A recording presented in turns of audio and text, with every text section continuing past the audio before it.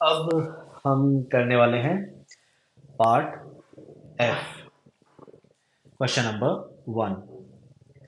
इसमें हमें बोला है कि एक हमने along the diameter of earth एक होल किया है और उसमें स्टोन रखा है। तो उसमें उसका टाइम पीरियड के बारे में बातें करनी है। तो इसमें जो टनल के अंदर हमारा बॉडी होता है वो यहाँ पर ऑसिलेट करता है और ये एसएचएम होता है। Stone execution SHM about centre of earth, C option यहाँ पर सही हो जाएगा। और वो क्योंकि एसएचएम करेगा वो दूसरी तरफ जाकर नहीं रुकेगा और वापस आएगा। इसको सॉल्व करने का तरीका होता है एसएचएम क्यों कर रहा है, टाइम पीरियड वगैरह इसका निकाल सकते हैं। ये पूछा है हमसे क्वेश्चन नंबर 2 में कि इसका टाइम पीरियड कितना है। तो अब वो टाइम पीरियड निकालने के लिए हम क्या करते हैं, सेम डायग्राम यूज करते हैं। एट अ डिस्टेंस एक्स, यहाँ पर ग्रेविटी का एक फॉर्मूला होता है। तो ग्रेविटी इनसाइड पॉइंट पर होती है GM by capital R cube यानी radius into distance from earth, centre of earth. ये हमारी ग्रेविटी है किसी भी इनसाइड पॉइंट में। ये एक्सप्रेशन अगर आपको नहीं पता है तो आप डेप्थ वाला जो फॉर्मूला है वो लगा सकते हैं। एट डेप्थ डी, और उसमें डेप्थ सरफेस से मेजर करी जाती है, तो डेप्थ की वैल्यू आप उसमें r-x लिख दो, आपकी ये एक्सप्रेशन आ जाएगी। अब इस एक्सप्रेशन को यूज करके हम फोर्स निकाल सकते हैं जो m into mass into gravity होनी चाहिए। इसमें ग्रेविटी की हमने वैल्यू डाल दी GM/r³ इंटू एक्स। यहाँ पर x आ गया तो उसको रिप्रेजेंट करने के लिए हमने नेगेटिव लिख दिया कि हमारा फोर्स और x जो है वो दोनों ऑपोजिट डायरेक्शन में है। फोर्स इसमें टुवर्ड्स अर्थ लगेगा। फिर जो x अलग अलग कर दिया हमने और GM/r² को स्मॉल g से रिप्लेस कर दिया, तो ये हमारा एक्सप्रेशन आ जाता है फोर्स का। फोर्स का एक्सप्रेशन हमने रिलेट किया F is equal to minus k x से, और जो ये mg/r है ये हमारा यहाँ पर k कांस्टेंट आ जाता है। इसी कांस्टेंट को यूज़ करके हम टाइम पीरियड फाइंड कर सकते हैं। टाइम पीरियड हो जाना चाहिए 2π√m/k, और k की वैल्यू हमने mg/r डाल दी। तो ये 2π√mm कट जाएगा इसमें और r/g आ जाएगी। क्वेश्चन नंबर 3, इसमें हमें पूछा गया है कि कितना टाइम इसमें लगेगा दूसरे एंड पर पहुंचने में। तो हम इस टाइम पीरियड को यहाँ से जब सॉल्व करेंगे, क्योंकि इसमें रेडियस ऑफ अर्थ एक कांस्टेंट है, इसकी वैल्यू हमें पता है 6400 किलोमीटर, जी की भी वैल्यू पता है। तो ये सब सॉल्व करने के बाद हमारा 84.6 मिनट के आसपास आंसर आता है टाइम पीरियड का। तो एक एंड से दूसरे एंड पर जाकर टनल के अंदर वापस आने का टाइम हुआ ये, ठीक है, यानी यहाँ से एक एंड से दूसरी तरफ जाके और वापस आने का टाइम हुआ है पूरा 84 मिनट। तो यानी एक तरफ का अगर हमसे टाइम पूछें तो उसका हाफ ही लगेगा, यानी 42 मिनट के आसपास लगेगा।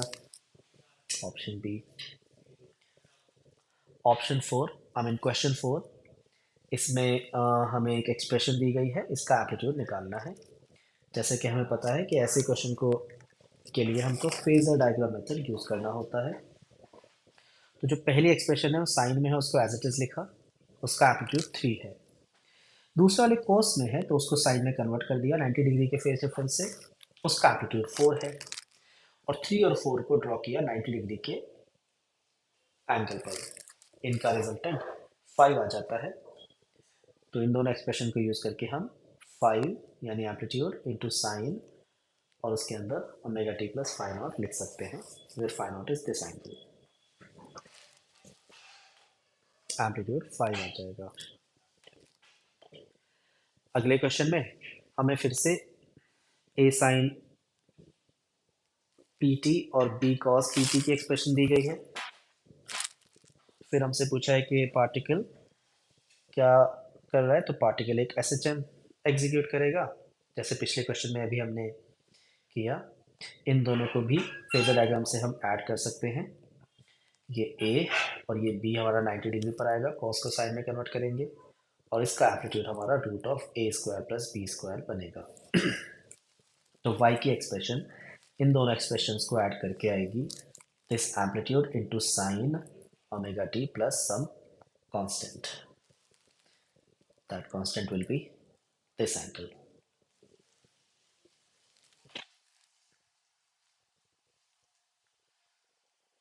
क्वेश्चन नंबर 6 में फिर से सेम ही एक्सप्रेशन लिखी हुई है और दोनों एम्पलीट्यूड ही a हैं। तो फिर बताना है कि क्या होगा। तो बिल्कुल सेम ही तरीके से ये भी एसएचएम करेगा a रूट टू एम्पलीट्यूड के साथ। इस बार क्योंकि दोनों एम्पलीट्यूड सेम है तो a और a बना लेंगे 90 डिग्री पर। 90 इसलिए क्योंकि एक साइन है और दूसरा कॉस है और इनका एम्पलीट्यूड a रूट टू आ जाएगा। क्वेश्चन नंबर 7 में जो ध्यान देना है वो इस चीज़ पर देना है कि टू रेक्टेंगुलर एसएचएम है। इसका ये मतलब होता है और उन दोनों का फेज डिफरेंस अनइक्वल एम्पलीट्यूड है और फेज डिफरेंस पाई बाय 2 है। देखो रेक्टेंगल का यहाँ पर ये मतलब है कि अगर एक x है तो दूसरा y है। एक x एक्सिस में कर रहा है एसएचएम और दूसरा y एक्सिस में कर रहा है एसएचएम, तभी वो रेक्टेंगुलर है, मतलब एक दूसरे से परपेंडिकुलर पर है। यहाँ पर मैं अगर x का एक्सप्रेशन लिख दूँ a साइन ओमेगा टी, तो जो y का एक्सप्रेशन है वो b आएगा क्योंकि अनइक्वल एम्पलीट्यूड है और क्योंकि पाई बाय 2 का फेज डिफरेंस है तो omega T plus pi by 2 लिखा जाएगा। और यहाँ से जब मैं इसको सॉल्व करूँगा तो ये बनेगा b cos ओमेगा टी। अब मैं पहली इक्वेशन से साइन ओमेगा टी अगर निकालूं तो उसकी एक्सप्रेशन एक्स बाई ए आती है। दूसरी से अगर मैं कॉस ओमेगा टी निकालूं तो उसकी वैल्यू वाई बाई बी आती है। इन दोनों ही एक्सप्रेशंस को अगर मैं स्क्वायर करके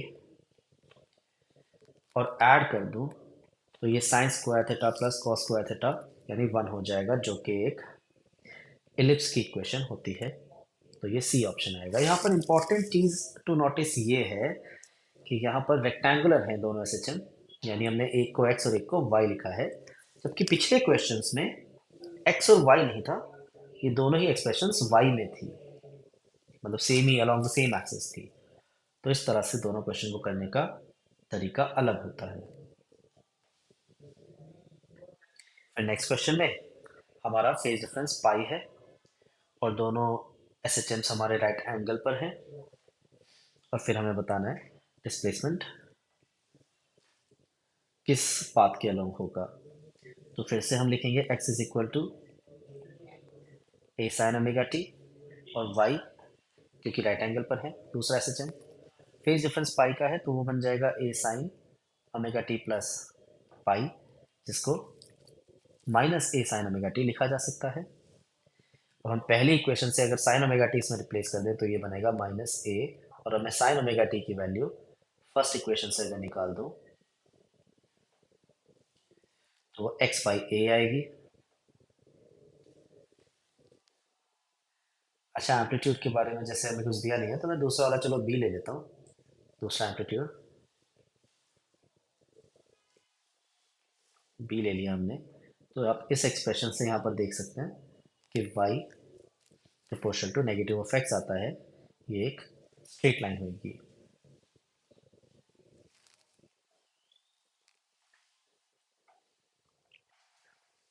इस बार म्यूचुअली परपेंडिकुलर है एस एच एम्स, यानी एक एक्स है तो दूसरा वाई है, सेम एम्पलीट्यूड दिया है और फ्रीक्वेंसी एंड फेज सब कुछ ही सेम है और उनका सुपरपोजिशन करना है, यानी x is equal to A sine omega t है। फेज भी इस बार सेम है, यानी दूसरा है y is equal to A sine omega t. तो यहाँ पर x is equal to y एक एक्सप्रेशन बनेगी, दोनों ही सेम है, यानी वो भी स्ट्रेट लाइन हो जाएगा। अगले में फिर से x इज इक्वल टू दिया है, y का जिक्र नहीं है, y की कोई बात नहीं है इसमें। तो दोनों ही फंक्शन x में है जो हमें ऐड करने हैं और दोनों का ही एम्पलीट्यूड 5√2 है। तो एक 5√2 साइन वाला ऐसे और जो कॉस वाला है वो 90 डिग्री पर हम बना देंगे और इनका रिजल्टेंट आ जाएगा 5√2 इंटू √2 यानी 10 आ जाएगा।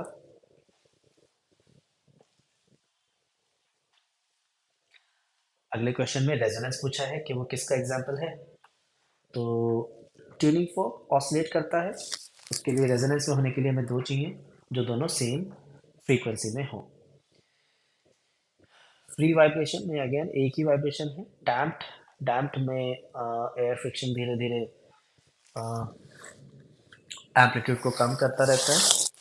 तो रेजोनेंस में फोर्स वाइब्रेशन उसका एग्जांपल एक हो सकता है। फोर्स एक वाइब्रेशन मतलब कि हमारा पेंडुलम है और ये ऑसिलेट कर रहा है और इस पर हम कोई कंटिन्यूस फोर्स भी लगा रहे हैं। वो जो कंटिन्यूस फोर्स हम लगा रहे हैं उसके कई टाइप हो सकते हैं। वो एक कांस्टेंट फोर्स हो सकता है या हो सकता है वो फोर्स भी ऑसिलेट करे और वो रेजोनेंस में हो भी सकता है या नहीं भी हो सकता है ना। बट अगर हम उस फोर्स को इस तरह से लगाएं कि उसकी और इसकी फ्रीक्वेंसी, फोर्स की जो फ्रीक्वेंसी है और जो हमारा एसएचएन है पेंडुलम वाला, इसकी जो फ्रीक्वेंसी है वो दोनों सेम हो जाए, तब वो दोनों रेजोनेंस में आ जाएंगे। तो बी ऑप्शन इसमें रेजोनेंस का एक एग्जांपल हो सकता है।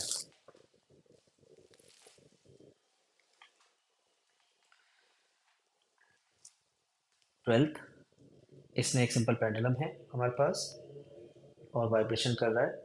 Bob of pendulum comes to rest after some time due to, वो मतलब थोड़ी देर में क्यों रुक जा रहा है ये पूछा गया है। तो देर में अपनी एनर्जी सारी लूज कर देगा due to work done by friction.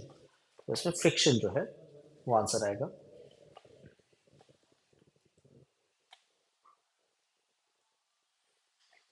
Question number 13, इसमें हमारा एक x1 है एक्सप्रेशन और एक x2 है, दोनों ही अलॉन्ग x एक्सिस हैं तो एक दूसरे के परपेंडिकुलर नहीं है, तो हमें x और y नहीं लेना है। और जो तीसरा है इसमें ये ऐड करके मास कंप्लीटली रेस्ट पर आ जाता है। तो b और फाई हमें बताना है। तो इस क्वेश्चन में हम क्या करेंगे, x1 x2 x3 बेसिकली तीनों ऐड करके ज़ीरो आना चाहिए, ये सवाल है। तो हम बेसिकली x1 और x2 को ऐड कर देते हैं। x1 का एम्पलीट्यूड a, x2 का एम्पलीट्यूड भी a है लेकिन 2π/3 एंगल पर है। 2π/3 एंगल मतलब 120 डिग्री।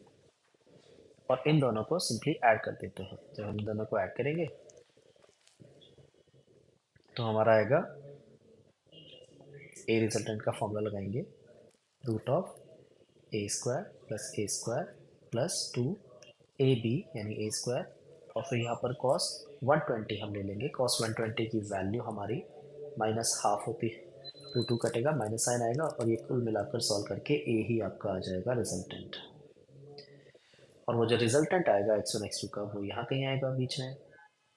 टोटल एंगल 120 डिग्री था तो ये वाला 60 डिग्री आएगा। यहाँ पर इंपॉर्टेंट चीज़ तो नोटिस है कि ये x1 और x2 का रिजल्ट है। अब हम कह रहे हैं कि x3 में अगर इसको मिला दें तो रिजल्ट 0 आता है, यानी x3 जो है वो x1 + x2 के इसके एकदम ऑपोजिट होना चाहिए। यानी अगर ये एम्पलीट्यूड a है तो इसका भी a होना चाहिए x3 का। x3 का जो एम्पलीट्यूड है b दिया हुआ है उसकी वैल्यू a होनी चाहिए। और जो उसका एंगल है वो कितना होना चाहिए, वो अ, इसके एकदम ऑपोजिट है तो ये वाला एंगल लाइक 60 बनेगा तो ये 180 + 60 आएगा। इसका एंगल आएगा 180 + 60, इसको हम 240 डिग्री लिख सकते हैं। और पाई में अगर कन्वर्ट करें तो वो 4π/3 बन जाएगा, यानी ऑप्शन बी।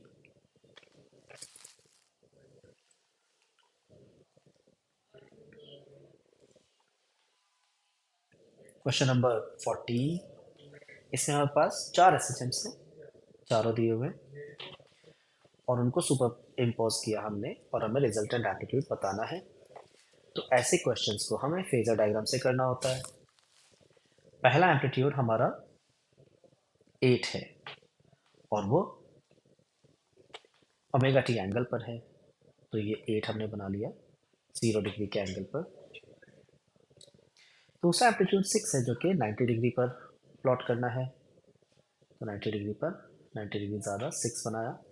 और तीसरा एम्पलीट्यूड हमारा 4 है जो 180 डिग्री पर बनाना है, तो इधर हमने 4 बनाया और लास्ट वाला एम्पलीट्यूड हमारा टी है जो 3π/2 यानी इधर हमें प्लॉट करना है और ये वाला 2 है और फिर इन सब का रिजल्टेंट एम्पलीट्यूड हमें बताना है। तो हम पहले 8 और 4 को सॉल्व करेंगे तो इस साइड 4 आ जाएगा, फिर 6 और 2 सॉल्व करेंगे तो इस साइड 4 आ जाएगा और इनका रिजल्टेंट हमारा 4√2 आ जाएगा।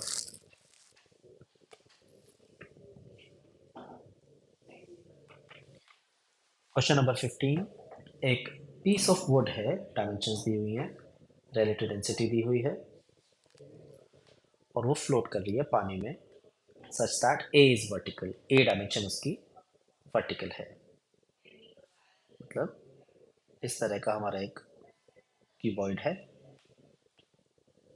और इसकी ये वाली डायमेंशन ए है, वर्टिकल वाली। It is pushed down a bit और फिर रिलीज किया तो ये एसएचएम एग्जीक्यूट कर रहा है, उसका टाइम पीरियड हमें बताना है। तो इसका क्या तरीका होता है, ये लेट्स से वाटर में है, यहाँ तक ये पानी के अंदर है, तो अगर ये पानी के अंदर है तो इस पर पहले से एक बॉइंट फोर्स लग रहा होगा। ओरिजिनल वाला बॉइंट फोर्स इसमें जो इसका वेट है उसको बैलेंस कर रहा होगा, तभी ये फ्लोट कर रहा है। अगर अब मैं इसको फर्दर एक्स से डिस्प्लेस कर दूं, थोड़ा सा नीचे पुश कर दूं, तो जो एक्स्ट्रा अमाउंट पानी के अंदर गया, एक्स्ट्रा वाटर जो उससे डिस्प्लेस होएगा, उससे एक एक्स्ट्रा बॉइंट फोर्स आएगा। तो अब जो ऊपर की तरफ इस पर फोर्स आएगा वो आ जाएगा पहले जो बॉइंट फोर्स आ रहा था प्लस अब जो एक एक्स्ट्रा बॉइंट फोर्स आया एक्स डिस्प्लेस करने की वजह से, और नीचे की तरफ mg आया होगा। तो यहाँ से जो हमारा नेट फोर्स आएगा वो आएगा ऊपर की तरफ और वो एक्स के ऑपोजिट है,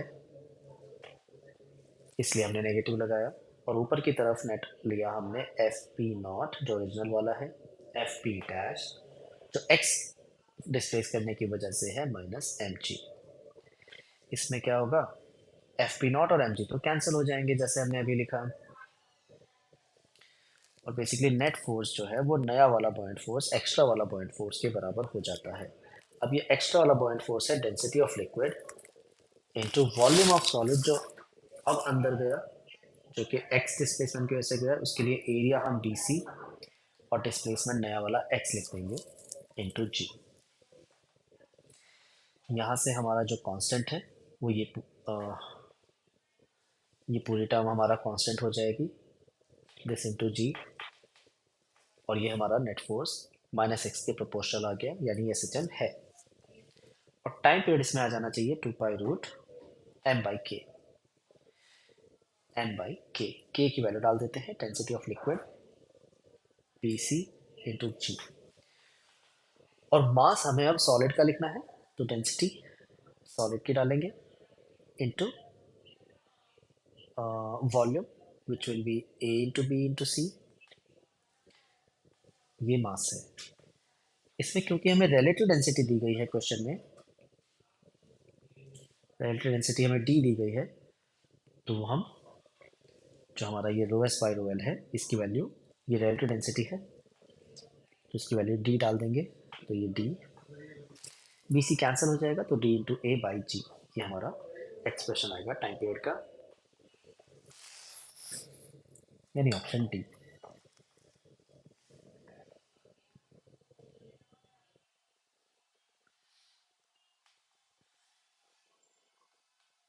क्वेश्चन 16, इसमें equation of S H M 4 अलग अलग पार्टिकल की दी गई है, सारी ही जो है वो एक्स में है। If these 4 motions are superimposed on a single particle to make it oscillate, फिर हमें एम्पलीट्यूड बताना है। तो बिल्कुल पहले के जैसे ही सॉल्व करेंगे फेजर डायग्राम मेथड से। पहला एम्पलीट्यूड 8 है,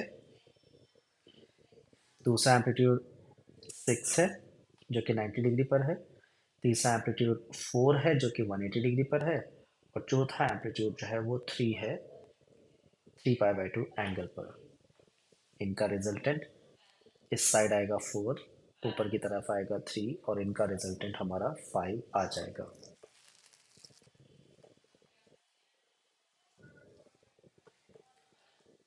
क्वेश्चन 17। एक पिस्टन है, उसका मास दिया हुआ है, एरिया दिया हुआ है, स्लाइड कर रहा है स्मूथली, कोई फ्रिक्शन वगैरह नहीं है। ठीक है, फिर पिस्टन को हमने इक्विलिब्रियम पोजीशन से डिस्टर्ब किया।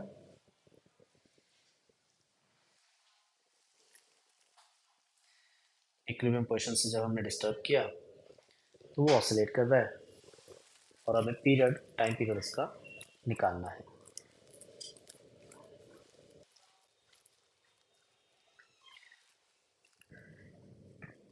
तो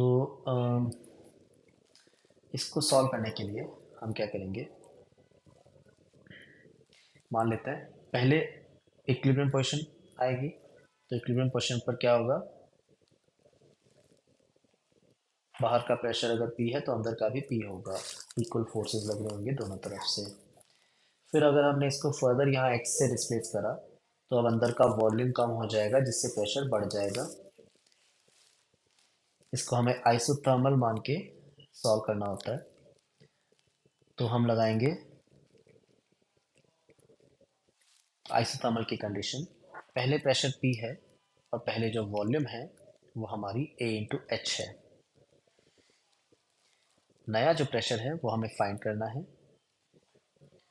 और जो नई वॉल्यूम है वो A into H minus x है। तो यहाँ से हमारा नया प्रेशर आ जाता है, ए कैंसिल हो जाएगा और हमारा नया प्रेशर आ जाएगा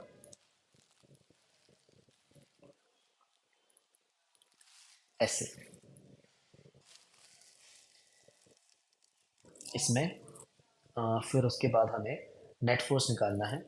तो अब पिस्टन के ऊपर जो नेट फोर्स आएगा, अब देखो सिचुएशन ये बन गई है कि पिस्टन के अंदर यहाँ पर जहाँ गैस है वहाँ प्रेशर P2 और यहाँ प्रेशर P है, अंदर का चेंज होगा बाहर का नहीं होगा। तो उसकी वजह से यहाँ से एक फोर्स आएगा P2A, यहाँ से फोर्स आएगा P इंटू ए, तो हमारा नेट फोर्स आ जाएगा।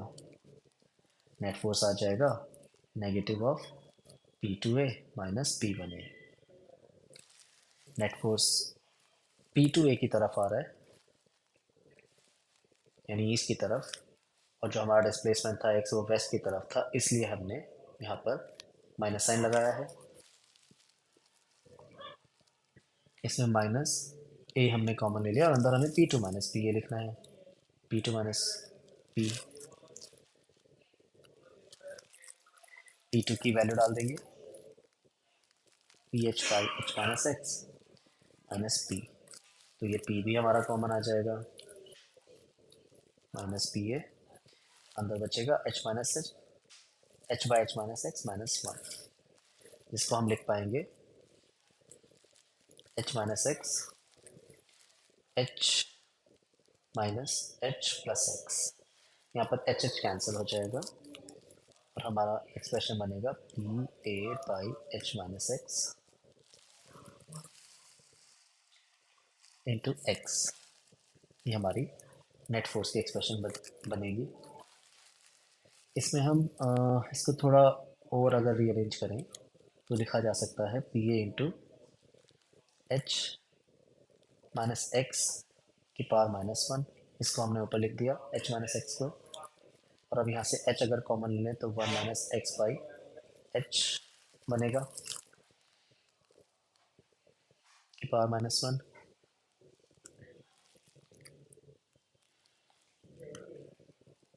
फिर हमने बाइनोमियल लगा दिया और इवेंचुअली हमको बोलना पड़ेगा कि यहाँ पर x बहुत छोटा है, स्मॉल डिस्प्लेसमेंट यहाँ पर हमें कंसिडर करना पड़ेगा। और स्मॉल डिस्प्लेसमेंट के लिए, क्योंकि x will be much less than h, तो ये वाली टर्म को हम वन मान लेंगे और हमारा net force in the and बन जाएगा minus P A H into x. क्योंकि ये हमारा नेट फोर्स है तो इसमें ये जो x के अलावा जो कांस्टेंट लिखा है वो k है, पी ए एच, और हमारा टाइम पीरियड जो है वो आ जाएगा 2 पाई रूट एम बाई के यानी पी एच।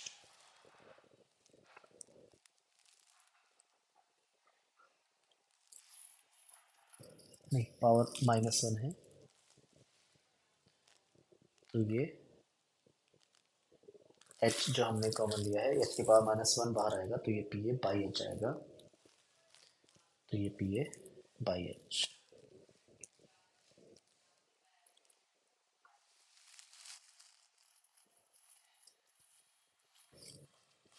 इसमें हम सीधा सीधा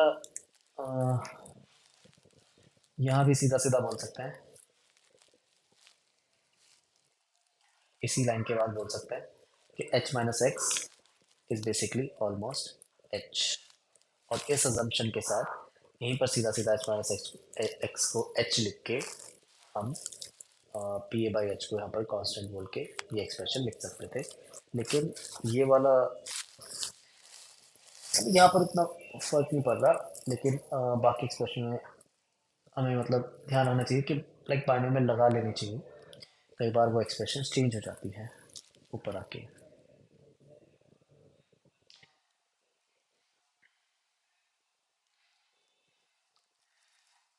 पैसेज टू,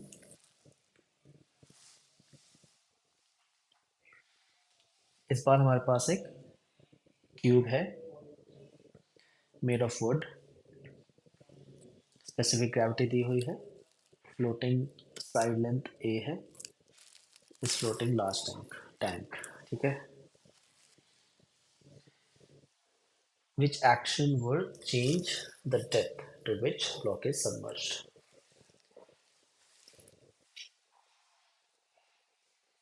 वो पानी में कितना हिस्सा उसका है, वो वाली डायमेंशन चेंज करनी है कि पानी में कितना डूबा हुआ है। देखो, परसेंटेज वॉल्यूम इनसाइड कैसे निकाली जाती है। परसेंटेज वॉल्यूम इनसाइड का एक डायरेक्ट फॉर्मूला होता है, इंटू 100 कर देंगे,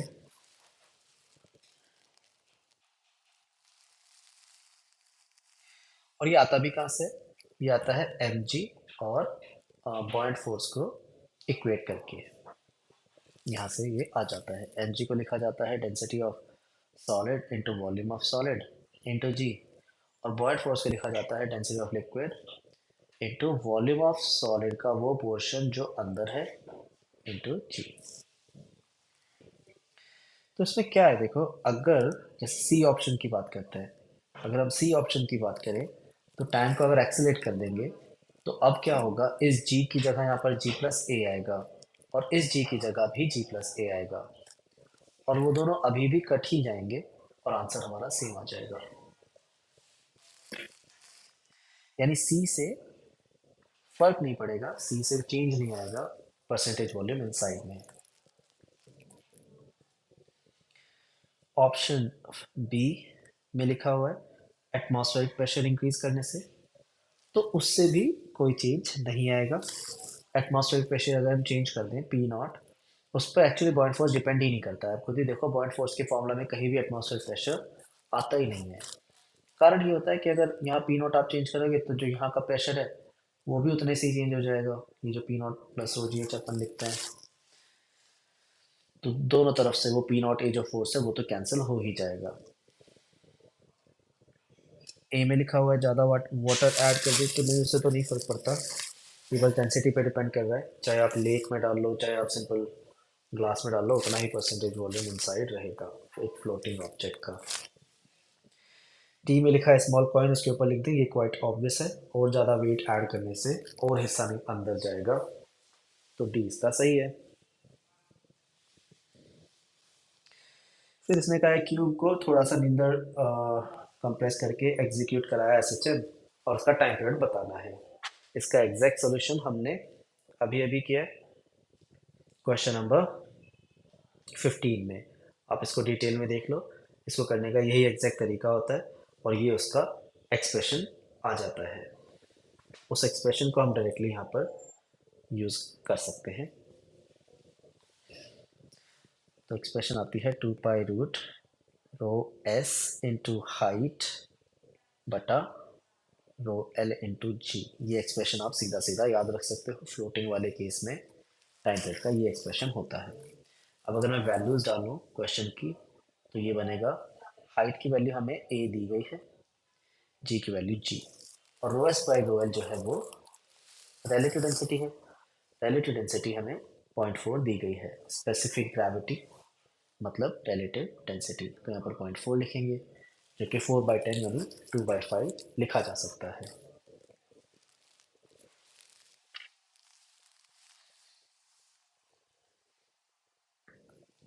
फिर वेलोसिटी एम्पलीट्यूड v है, तो एक्सेलरेशन एम्पलीट्यूड बताना है। वेलोसिटी एम्पलीट्यूड मतलब मैक्सिमम वेलोसिटी, मैक्सिमम वेलोसिटी जो कि a ओमेगा होती है, वो हमें v दी गई है क्वेश्चन में। और अब एक्सेलरेशन एम्पलीट्यूड यानी a मैक्स हमें बताना है, जो कि a ओमेगा स्क्वायर होता है। तो लिखा जा सकता है a omega into omega. a omega की वैल्यू हमें v लिख देनी है, तो v इंटू ओमेगा आंसर आएगा। अब ओमेगा के लिए हम ये जो हमने अभी भी टाइम पीरियड निकाला है, इसी को लिख देंगे 2 pi by omega. 2 pi cancel हो जाएगा और ओमेगा की वैल्यू आ जाएगी √5g/2a, यानी ऑप्शन सी।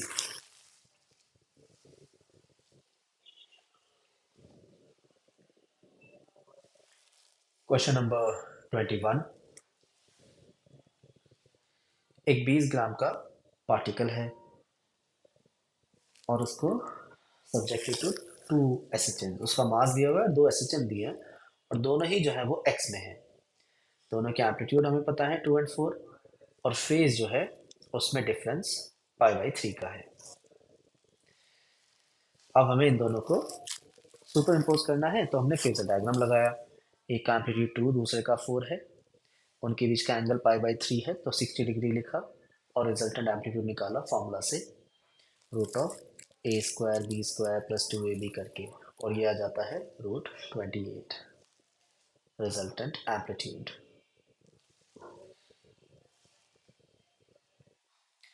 उसके बाद जो हमारा फाई नॉट है, मतलब रिजल्टेंट एम्पलीट्यूड जो है उसका जो फेज आ रहा है, वो फाई नॉट अगर है तो उसका फॉर्मूला होता है, ये हमने पैरेललोग्राम मेथड जब किया है वेक्टर में तब किया होगा, ये फॉर्मूला होता है उसका b sin phi divide by a plus b cos phi।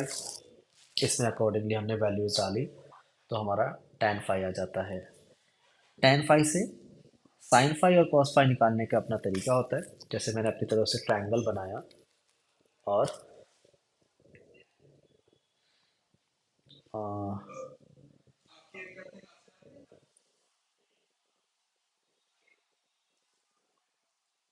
जैसे मैंने अपनी तरफ से एक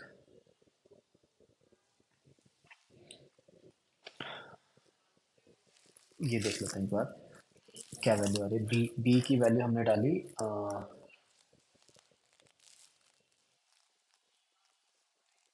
√3/4। हाँ वही तो है, सेम ही तो है, तो √3/4। ठीक है, √3/4। चलो एक बार देखते हैं। बी की वैल्यू हमने डाली इसमें 4, ये तो यहाँ पे हमने गलती की हुई है। तो बी की वैल्यू हमने डाली 4 into sin 60। sin 60 is √3/2 divide by A यानी 2 plus B cos 60। cos 60 is half, तो इससे ये 2 और 4 कैंसिल होगा and will get 2√3 divide by 4, 2√3/4 आएगा। और हमने अब क्या किया, एक ट्रायंगल बनाया, उसमें हाइट को लिख दिया 2√3, बेस को लिख दिया 4, और यहाँ से अब जो ट्रायंगल बना इसमें हाइपोटेनस निकाल दी हमने पाइथागोरस लगा के। 3 into 4 12 प्लस 16 28 आएगा ना, 228। अब इस ट्रायंगल से हम साइन फाई कॉस फाई सब कुछ फाइंड कर सकते हैं। अब अब देखते हैं हमें क्या फाइंड करना है। ए पार्ट में, ए ऑप्शन में हमें निकालना है डिस्प्लेसमेंट। चलो as a function of time निकाल लेते हैं पहले। तो displacement as a function of time होगा एम्पलीट्यूड, जो कि √28 हमने निकाला, into sine omega T plus phi naught. क्योंकि टी इज इक्वल टू 0 पर डाल निकालना है, तो टी की वैल्यू 0 डाली और ये आ जाएगा √28 इंटू साइन 10t, तो 0 हो जाएगा, टाइम 0 डाल के phi naught. Sine phi naught हमने इस ट्रायंगल से निकाल दिया, तो 2√3/√28 आएगा। √28 करके ये 2√3 आ जाता है, यानी ए ऑप्शन सही है। बी ऑप्शन में लिखा है मैक्सिमम स्पीड। मैक्सिमम स्पीड का सीधा सीधा फॉर्मूला होता है हमारा ए ओमेगा। ए इंटू ओमेगा करेंगे तो एम्पलीट्यूड इतना है, ओमेगा 10 दिया हुआ है क्वेश्चन में, और वो करके 20√7 आ जाएगा, यानी बी ऑप्शन सही है। सी में लिखा है मैक्सिमम एक्सीलेशन। मैक्सिमम एक्सीलेशन का फॉर्मूला होता है ए ओमेगा स्क्वायर, एम्पलीट्यूड √28 है, ओमेगा 10 दिया हुआ है, तो 200√7 आ जाएगा। सी ऑप्शन भी सही है। डी में लिखा है एनर्जी ऑफ रिजल्टेंट मोशन। तो टोटल एनर्जी हम निकाल रहे हैं, उसका फॉर्मूला हाफ के इंटू ए स्क्वायर होता है। के की वैल्यू एम ओमेगा स्क्वायर, यहाँ पर सारी वैल्यूज गिवन है, मास भी दिया हुआ है 20 ग्राम। कन्वर्ट किया हमने, ओमेगा का स्क्वायर किया, ए का स्क्वायर किया और सॉल्व करके 28 जूल आ जाता है, यानी डी भी सही है।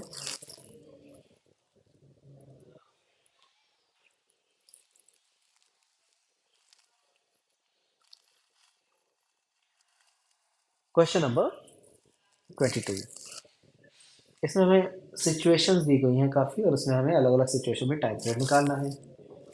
अब क्योंकि ये सिंपल पेंडुलम नहीं है, इसको फिजिकल पेंडुलम बोला जाता है, जब एक कंटिन्यूस बॉडी, एक रिजिड बॉडी ऑसिलेट कर रही होती है। इसका पहले पूरा कॉन्सेप्ट समझ लेते हैं। तो एक रिजिड बॉडी को जहां हमने हिंज किया है और जहां उसका सेंटर ऑफ मास है, उनको ज्वाइन करके पहले डी निकाल लेना चाहिए, डी डिस्टेंस, क्योंकि एम जी जो लगेगा वो तो सेंटर ऑफ मास पे लगेगा, और उसका जो टॉर्क आएगा वो अब डी पर डिपेंड करेगा। और इसको जैसे अगर मैं एक्सटेंड करूँ m g line of force को, तो ये हमारा और परपेंडिकुलर बनेगा, जो कि बन जाएगा डी साइन थीटा। तो टॉर्क आएगा m g force into d sine theta.